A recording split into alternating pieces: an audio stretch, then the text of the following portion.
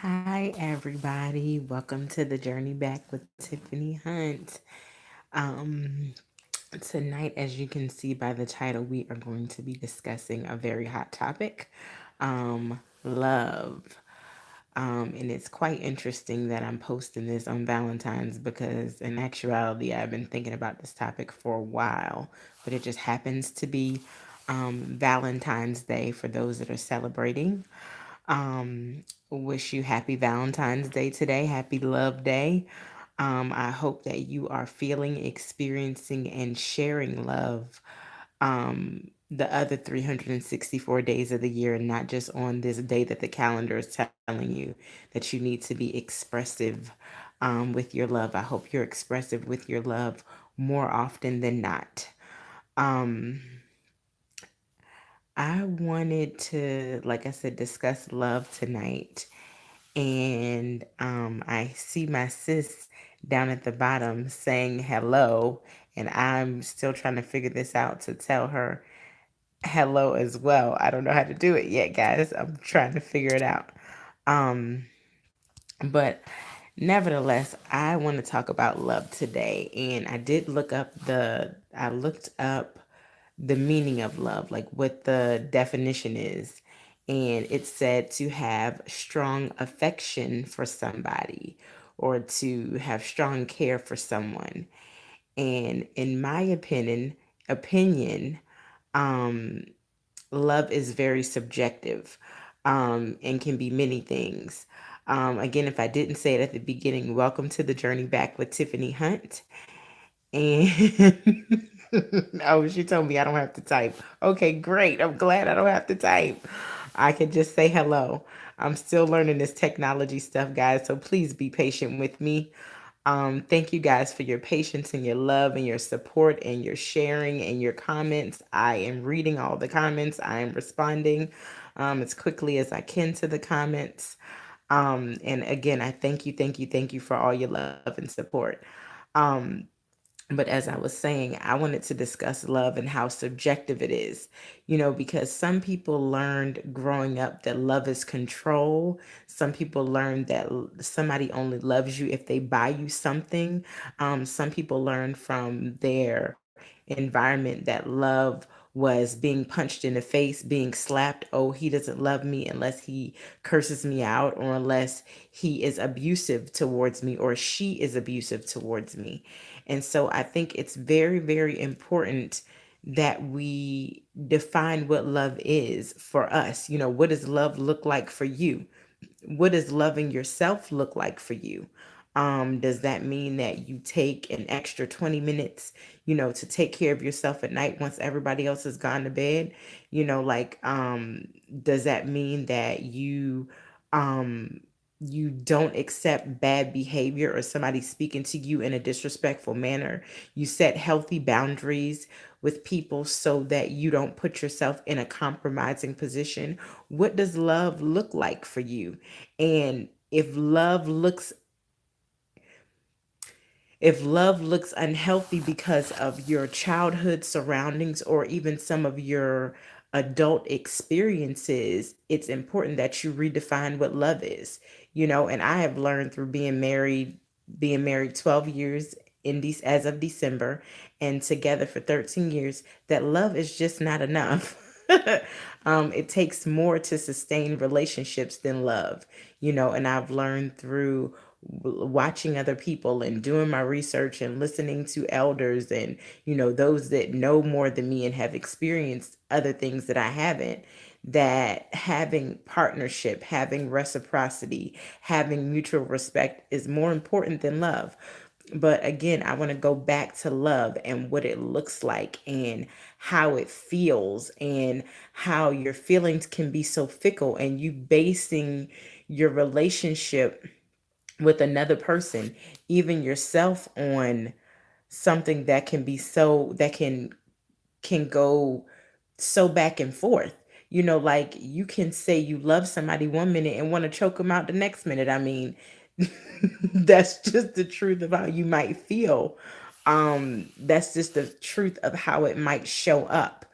And loving somebody, um, it's love is an emotional thing, and emotions are very fickle. They aren't very solid, and they are too, I would say emotions are too unstable to base your life on building something with somebody, and even um building with yourself. Like I always talk about relationship with yourself, because that is what the journey back is about. The journey back to you, the journey back to who you need to be, the journey back to finding out historical things about yourself and about your family, so you can identify your triggers and identify your stuff so that you can learn who you are and embrace that person.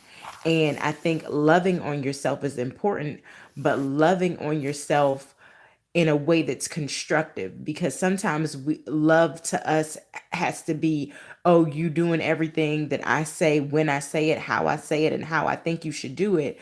And that's a very possessive and unhealthy way to receive love and to give love, because it binds people up.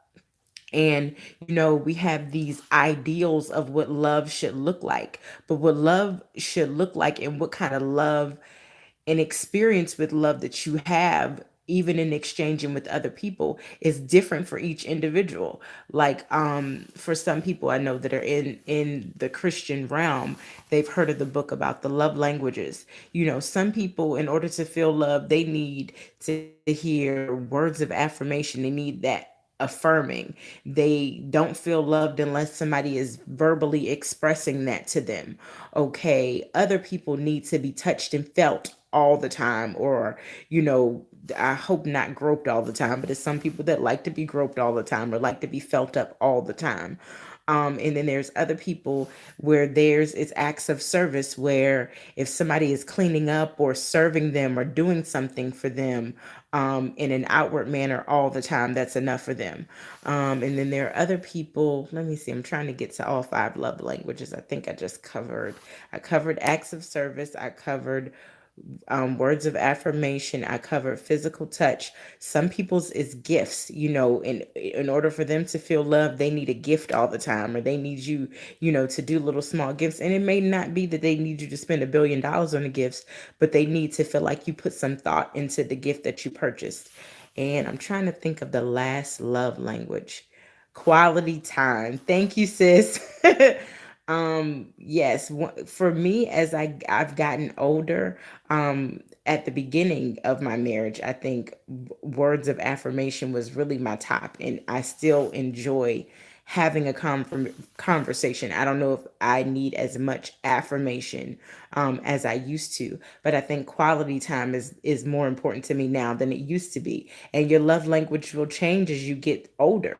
What you need is different as you change, as you evolve, as you maneuver through life. What you need is going to change. And so you have to be open to what that change is. And then you have to be willing to be okay with what it looks like, because sometimes it doesn't look as pretty as you would want it to look. It's not all nice and packaged, all beautiful. Sometimes what you need, somebody else just may not have the capacity to give you, even if they want to. They may want to give you those things, but they don't have the capacity to make the necessary changes in themselves to be that for you. And it's unloving of us and uncaring of us to have an expectation and have an ideal of what we want someone to be, and we understand and we can clearly see that they just aren't capable. And then there are times when you have to give a person time to evolve and to grow and to change into what it is that you need, and you have to give them patience to understand and to not necessarily catch up, because it's not a game of I'm here and you're there. It's just that we're just in different stages, we're in different places in our growth process. We're in different stages in different places in our lives, even though we're together or we're in relationship with one another. And so I have to give you space and room to be yourself, because all of us want space and room to be ourselves, but a lot of us don't want to give space and room for someone to be themselves.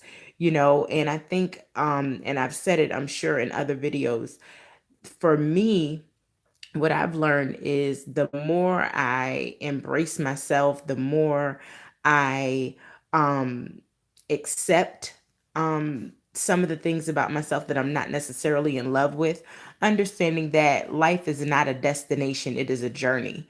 And that I'm going to be on this journey until I transition to the next life.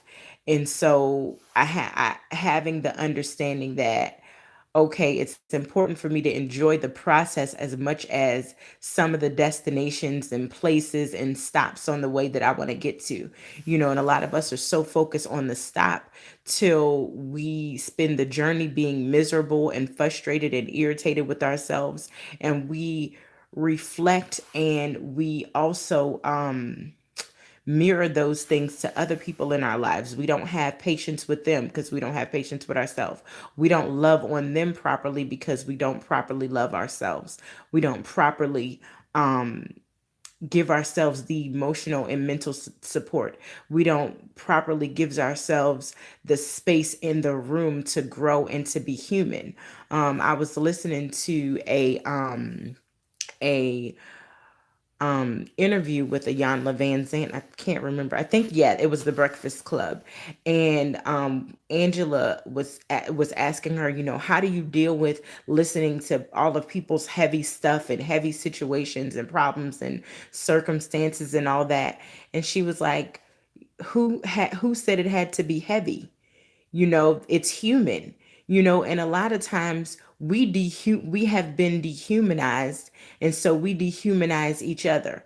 Like, okay, if you with me, you have no room to make mistakes. You have to, have a unrealistic level of perfection.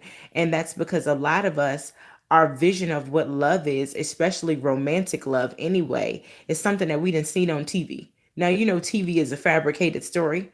Yes, art may imitate life, but it's not moment to moment. It's not exact. Yeah, maybe somebody's life is similar to that, or that was a snapshot of somebody's experience in life, but that's not the whole book. You only literally read or saw 2 pages, or maybe at most a chapter out of somebody's life by watching a movie and a video, and you have based your whole life and all of your romantic relationships on something that is not realistic. It's unattainable and it's unrealistic, and we don't give each other and ourselves room to be human and make mistakes and fall down and scrape our knee. I've heard from people that I look up to and that are mentors to me say, I embrace when I make a mistake or when I fall short or when I fall down, because I am understanding that I'm learning something new, and I couldn't have made a mistake or fallen down had I not tried to go forward. And so I am working on giving myself space to be human. It is a process. It is a lot. It is um overhauling and revamping your life in a way that works for where you want to go. It is a journey, it is a process, but it is worth it because I understand that what I'm doing now is going to serve so many generations. It's going to serve my great, great, great, great grandchildren. They're going to be able to see these videos. I'm going to leave a legacy behind, and leave wisdom behind for them so they don't make, a lot of the mistakes that I have made. So if that is the case, all the mistakes that I have made and am making at times is worth it because I'm human. I'm going to be loving to myself. I'm going to make the adjustments to be okay with the flawed parts of myself. And that is a growth process. And I am still in the process of embracing it all and balancing what that looks like what embracing the flaws looks like. Because it's one thing to know you're flawed. Like, I've had an awareness of my flaws for a very long time. I'm not somebody that is afraid to look in the mirror by any means or at all. I'm not scared to look at myself. But the challenge has been to embrace all of her, all of the flaws, all of the mess ups, all of the mishaps, all of the choices that I've made that have not served me where I wanted to go, all of the choices that say that I am not the perfect mother that I'd like to be, that I make mistakes as a wife, that I fall short daily. Um, and sometimes my interaction with my family, even though my intentions are good.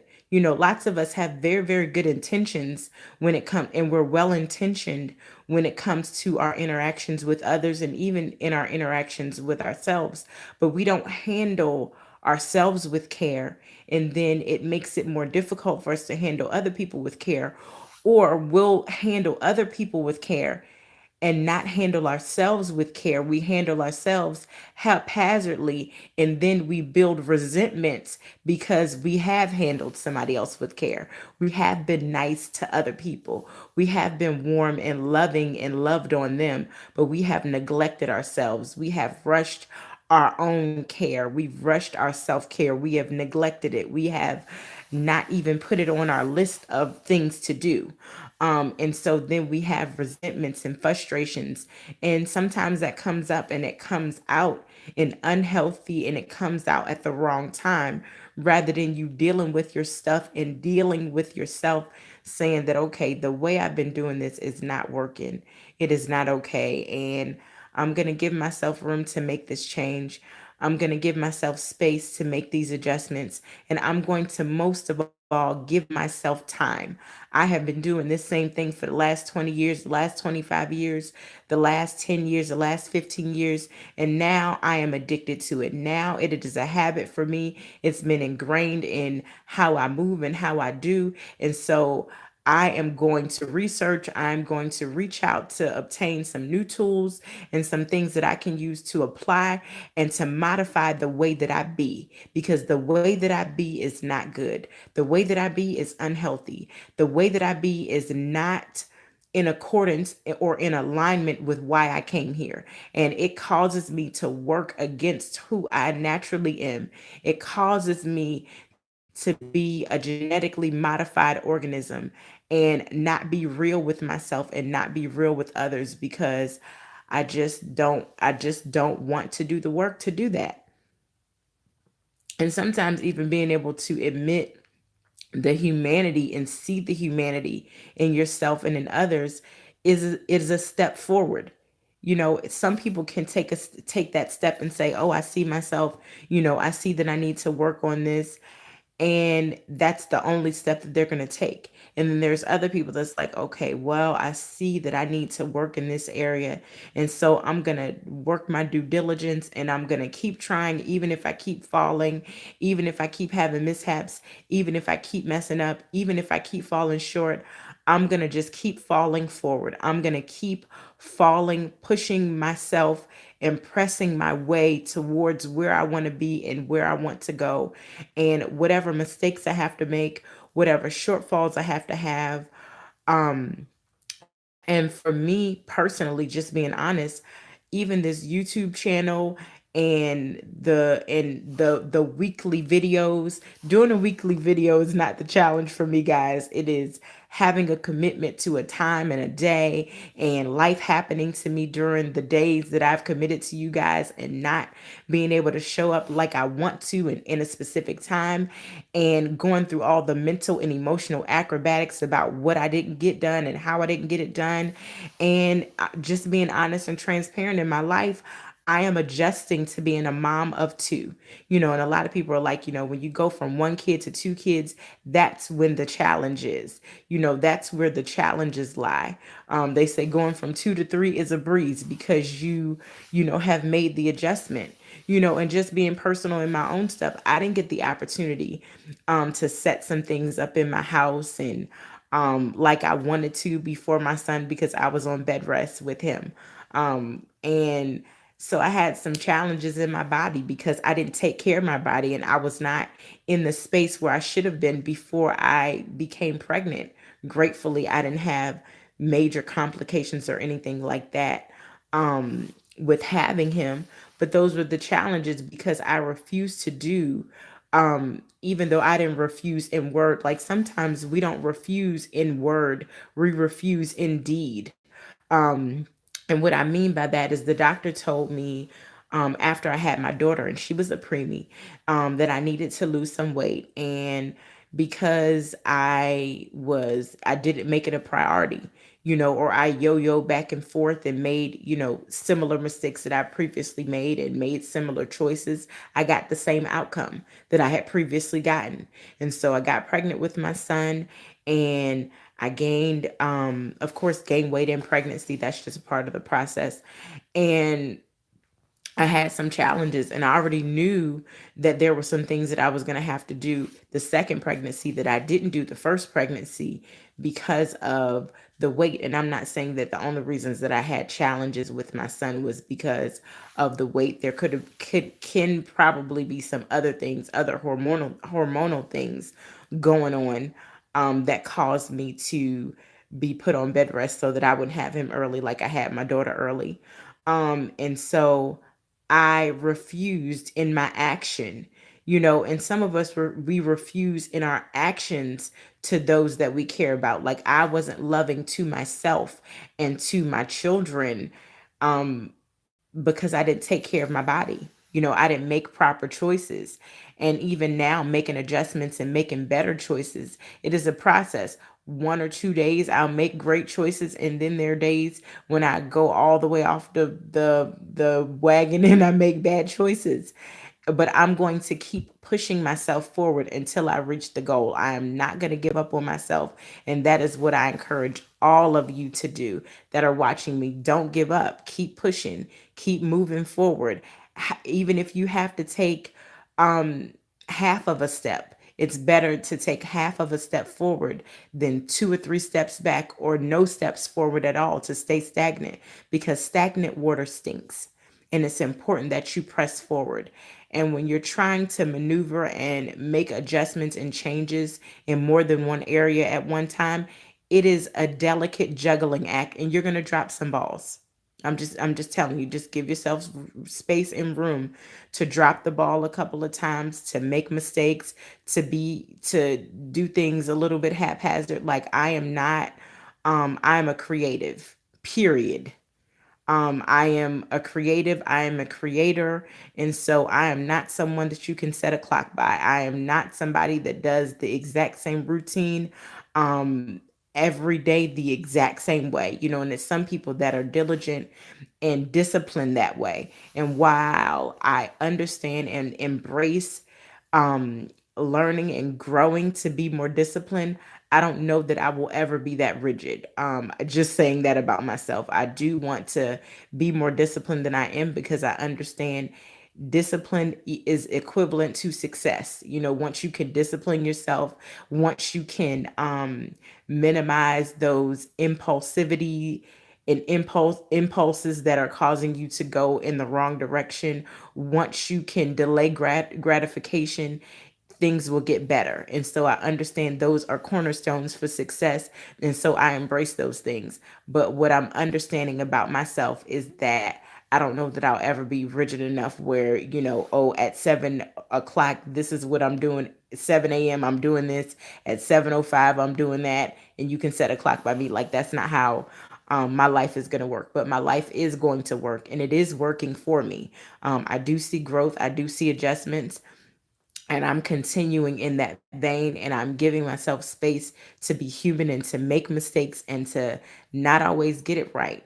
And to work through the emotions and the baggage and the way I handle myself in my mental. Because, yeah, to the outside world, I may be handling myself properly and correctly, but the conversation that's going on in your head, like, that's what we need to get to. What does your self-talk look like? What is your conversation with yourself when it's quiet and nobody else is around and everybody is sleeping, nobody is contacting you, and you have time to think about, the choices you made or the things that you did? Are you beating yourself up? Are you wrecking yourselves over the cold? Are you basically hanging yourself out to dry? Are you abusing yourself mentally and emotionally, and then upset when other people do the same thing to you? Are you making adjustments with how you talk to yourself in your own head? What does that conversation sound like? Is it loving? Is it healthy? Is it nice? Is it warm? Is it compassionate? Do you look at yourself as a human, or do you expect yourself to be Supergirl or Superman or Wonder Woman? Do you have unrealistic expectations of yourself? And I do know that my sign causes me sometimes to have unrealistic expectations of how I should perform, and all the things I should get done and all the things that I want to do. However, I do understand that the desire to do those things and to make those things happen, that the desire and the want and the drive placed in me to do those things is there for a reason, because that is the part of why I'm here. And I understand that. But getting it all done in proper time and putting it in proper context is how I'm going to get it done in a healthy way without sacrificing my family, because I'm not going to sacrifice them, which is the total reason why I am creating different things in order to be beneficial to my community in multiple ways. And I am working on all those things. And I'm keeping my family at the helm and in mind. And like I said, it is a juggling act, and I am giving myself space. And by telling my story, I'm telling my story to give you guys, to basically be vulnerable and letting you know, although my goal and my desire and my want and my purpose is to help and assist and support others in reaching their goal and navigating their process and supporting them in their process, understand I'm going through my own process. I have not reached perfection and don't think that I ever will. Maybe perfection for me, or a perfect sweet spot for a place that works for myself and my family. But no, I have not reached perfection. I'm not there, but I'm striving towards being the very, very, very best me that I can be. I'm striving towards being the very, very, very best mother, very best wife, sister, friend. All those things can use improvement because I'm still here. So to me, as long as you're still here, you still got work to do. You still got adjustments to make. You still have growing to do. You still have an impact to make. So what impact are you making? And what impact do you need to make? How are you loving? How do you need to be loved? How do you receive love and how do you give it? I was having a conversation the other day and someone said, I don't have a problem with giving love, but sometimes I have issues with receiving love.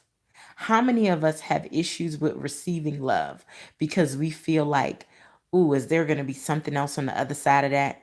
Ooh, are they going to want something else from me? Do they have ulterior motives? What is that about? Are we always looking at someone being nice and warm and sweet to us, or whatever? Are we living holding our breath waiting for that other shoe to drop? Are we, in a state of panic or in a state of stress, not able to receive the love that people want to give us? Do we reject our children? The love from our kids, the affection from our children? Are you rejecting your spouse or your significant other? Like, oh, I don't want to be touched. Ooh, they get on my nerves. Ooh, I can't receive their love like that because they did this or they got on my nerves or they made this mistake. In seeing the humanity in somebody else, where do you see yourself? Do you see yourself in other people's story? Do you see your own humanity? Do you handle yourself? Do you handle your family with care? Are you thoughtful? Or do you even think before you do? Or you just do, do, do, do, do with no thought? I want to connect with you guys. I want to give you fuel for action. I want you to apply these tools. I want you to reach out to me to connect so that I can help you step by step create a plan, in order to process, to move forward and to reach your goal. And everybody's process and everybody's goals and everybody's plans will be very individualized and look extremely different. Even if you have the exact same goal, your baggage may not look the same as somebody else's. So your process is going to look completely different. And that's where we miss it, by comparing our process and how our stuff should look to somebody else's. you're always going to fall short. You're never going to measure up if you're only measuring your level of success and everything that you need to get done or that you should have done or should be doing by what someone else is doing. You do not want to be a poor man's copy. You want to be a priceless original, loving on yourself, receiving love, receiving support, and allowing people to come in to support you and help you through where you are to get to where you're going. I'm working on some fun stuff for you guys. I am so glad that you spent time with me tonight, sis. I'm so glad for those of you that will watch this video in the near future. I thank you again for your support. Please comment, please share, please like, please subscribe. Please reach out to me for a session so that I can support you in reaching your goals. Please contact me again. The email will be in the description bar. Again, thank you for your time. Thank you for your love. Thank you for your support. I appreciate all that you guys are doing. Please share the video out. Please get the video to as many people as you can. Please tell your family and friends to share it. Thank you so much again, your overwhelming support. I'm so grateful for it. Thank you again for your time. You've been watching The Journey Back with Tiffany Hunt. Good night.